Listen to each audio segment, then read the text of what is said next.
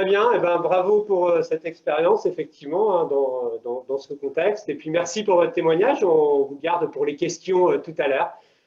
Voilà. Et puis, enfin, dernier retour d'expérience de cette première phase, voilà, avant la phase de questions et la petite pause. Donc, j'invite Jackie Fouché, hein, de l'agence Greux, voilà, à ouvrir son micro et à venir du coup témoigner de ces différentes expériences qu'il a pu mener en tant que designer sur ces notions d'accueil en lien effectivement avec des accueils et des services publics. Jackie, à toi. Merci, bonjour à tous. Alors, je vais essayer de faire vite parce que la pause va bientôt s'imposer quand même, et je pense que ça fera du bien. Je vais faire un exercice particulier. Hop. Est-ce que vous voyez tous bien l'écran? Très bien, oui, merci. OK. Voilà, donc j'ai posé un titre là-dessus, l'institution et l'allée vers, des modalités d'une rencontre entre le service public et ses utilisateurs citoyens. Et pourquoi j'en suis arrivé à ce titre, c'est qu'en fait, on est sur un exercice inédit pour moi, qui transforme une liste de projets que vous a dressé Benoît, que j'ai envoyé comme ça à la volée lorsque Benoît m'a demandé ce que je pourrais partager sur cette thématique. Cette liste, elle s'est petit à petit transformée en une tentative de démonstration. Voilà. Et puis par cet écran vert, j'ai aussi une tentative au passage de vous réveiller pour les 15 minutes qui vont suivre.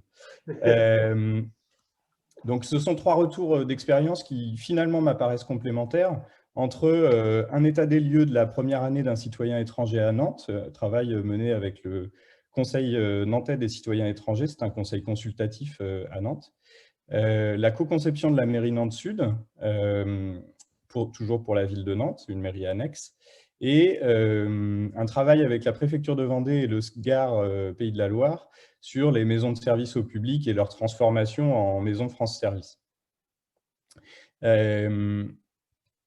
Finalement, donc, tout ça raconte ce même positionnement de l'institution face à ses usagers citoyens.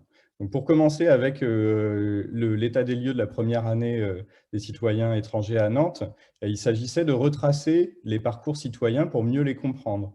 Et l'image à laquelle on est arrivé après de nombreux temps de travail avec les principaux intéressés nous raconte une complexité des situations, une diversité aussi des parcours. Et vous pouvez apercevoir, hein, désolé, tout ça est assez réduit et c'est imprimé en A2 habituellement. Vous pouvez apercevoir un phénomène d'urgence au début et un moment où tout est difficile d'accès, où finalement l'institution est très, très éloignée des personnes qui arrivent sur le territoire avec chacun leur bagage. Et progressivement, autant que possible, une situation qui peut s'arranger, mais fruit de nombreuses interactions et qui ne sont pas que des interactions avec l'institution. Et donc, au final, on a des situations, un ensemble de situations complexes qu'il faut être en capacité d'accueillir. Et ça ne peut être que grâce à l'empathie qu'on finit par embrasser cette complexité des situations et qu'on redécouvre ce qu'on considère comme étant le service public, comme un ensemble de ressources parmi d'autres, un ensemble déjà de ressources, et parmi d'autres, et cet ensemble constitué par le service public n'est pas toujours le plus accessible. Hop là, pardon. Donc, je survole hein, comme ça les différents projets. Sachez qu'en termes de méthode, on est assez proche de tout ce qui a été présenté jusqu'à maintenant. Ce qui m'intéressait, c'était peut-être d'essayer d'en tirer en les mettant côte à côte. Donc, dans le cas de la mairie Nantes-Sud, l'idée était de questionner les besoins des différentes parties prenantes et d'organiser la rencontre à la fois de ces parties prenantes et de leurs besoins. Donc, on a travaillé avec des élus, des habitants et des agents. Agents d'une ancienne mairie annexe et agents d'un service de quartier qui étaient sur des missions différentes initialement. Ce à quoi on a abouti, je vous passe tous les détails, c'est notamment à ce schéma d'organisation fonctionnelle et à ces trois conclusions un petit peu, comme quoi la mairie est en fait une incarnation, voire se rappeler que la mairie est une incarnation de la République sur le territoire.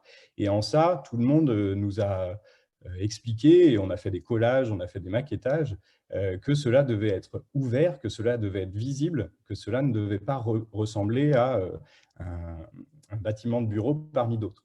La mairie aussi est ressortie comme un lieu de vie, alors qu'elle tend parfois à n'être qu'un lieu de délivrance de services. Et ça, c'est un rappel fort de la part des habitants qui disent « mais attention, moi, quand j'attends dans une mairie, je dois pouvoir avoir des informations de quartier, de savoir un petit peu ce qui se passe autour de moi ».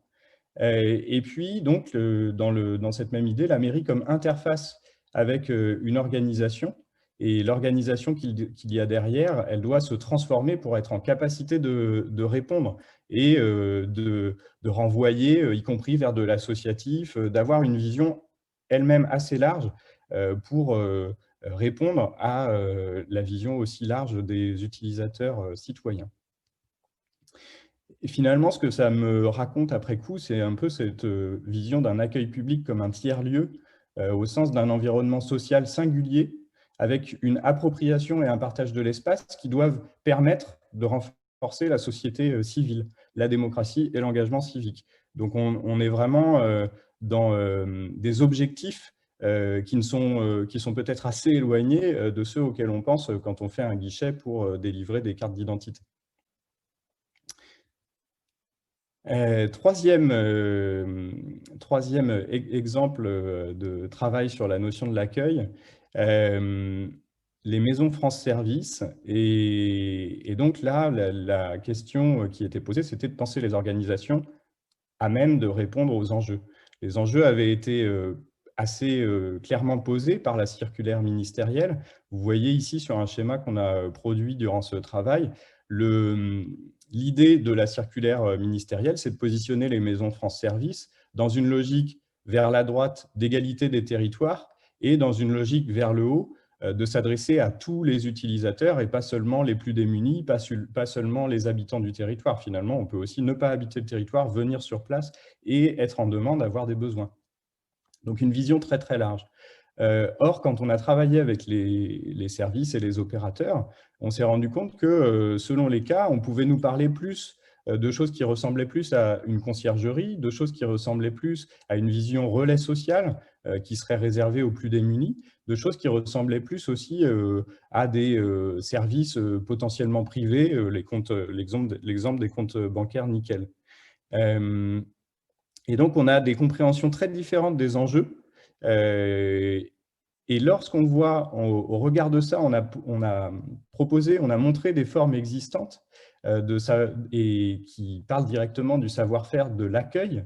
On se rend compte que des formes moins normées, qui peuvent être tout aussi conviviales et finalement hospitalières, peinent, vous voyez le bleu-jaune, peinent à être reconnues comme professionnelles. Les personnes qui travaillaient avec nous avaient des freins dans cette appréhension d'un accueil peut-être plus informel. Et ce qu'on en retire et ce qu'on a proposé aux services de la préfecture et aux opérateurs qui travaillaient sur ce sujet, c'était de repartir des métiers de l'accueil et pour pouvoir réintégrer la notion d'hospitalité en partant de ce que c'est, ce que vraiment ça implique d'accueillir une demande dans un espace dans lequel on ne peut pas y répondre directement. Parce que finalement, c'est cela qui apparaissait être la spécificité un petit peu des maisons France Service. On accueille et on comprend une situation dans son ensemble et on va poser un cadre de confiance et éventuellement renvoyer vers quelqu'un, un autre espace qui sera en mesure de répondre à la demande. Mais cet espace en mesure de répondre à la demande, lui, n'a pas l'hospitalité suffisante et la capacité à embrasser, on revient à au problème de l'empathie, à embrasser la situation complexe dans laquelle se trouvent les personnes. Qu'est-ce que je retire de tout ça? Et donc, c'est surtout pas une grande conclusion, mais plutôt, j'espère, une passerelle pour les discussions qu'il va y avoir derrière. J'ai essayé de le représenter simplement. je pense qu'on part d'un paradoxe. L'institution et l'aller vers, c'est quelque chose qui ne va pas a priori ensemble. Il se trouve que au travers du travail sur les parcours des étrangers arrivant à Nantes, on raconte des situations complexes qu'il faut être en capacité d'accueillir. Et donc déjà, on décentre l'institution.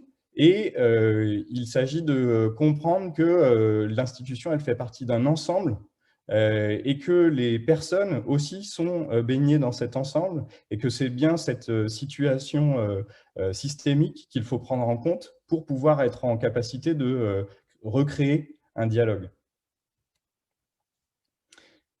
Donc, dans un deuxième temps, l'accueil public comme tiers-lieu nous montre aussi des modalités qui consistent à ménager des espaces-temps pour que ces situations puissent s'exprimer, ces situations dans leur entièreté puissent s'exprimer, et que des solutions qui dépassent le cadre de l'institution puissent être trouvées.